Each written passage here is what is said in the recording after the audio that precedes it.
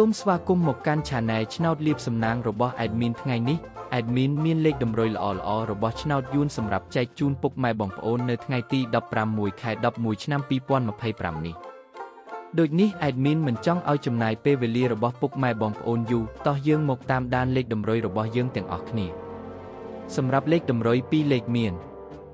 លេខ51លេខ87សម្រាប់លេខតម្រុយអូស2លេខមានលេខតម្រុយទី1អូស50និងលេខតម្រុយចុងក្រោយអូស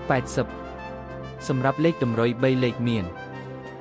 516គុណនិង757គុណសម្រាប់លេខតម្រុយថ្ងៃនេះ Admin សូមជូនពរឲ្យពុកម៉ែបងប្អូនជួបតែសំណាងល្អទាំងអស់គ្នាហេងមានលាភមានជ័យជាចុងក្រោយសូមកុំភ្លេចជួយចុច Subscribe និង Comment ហើយដាក់សញ្ញារូបកណ្ដឹងដើម្បីជួយផ្ដល់កម្លាំងចិត្តមកកាន់ Admin ជាពិសេសងាយស្រួលតាមដានវីដេអូថ្មីនិងលេខតម្រុយល្អៗជាប្រចាំថ្ងៃជាមួយ Admin សូមគោរពលាពុកម៉ែបងប្អូនពីខ្ញុំបាទ Admin ឆ្នោតលៀបសំណាងល្អទាំងអស់គ្នាសូមអរគុណ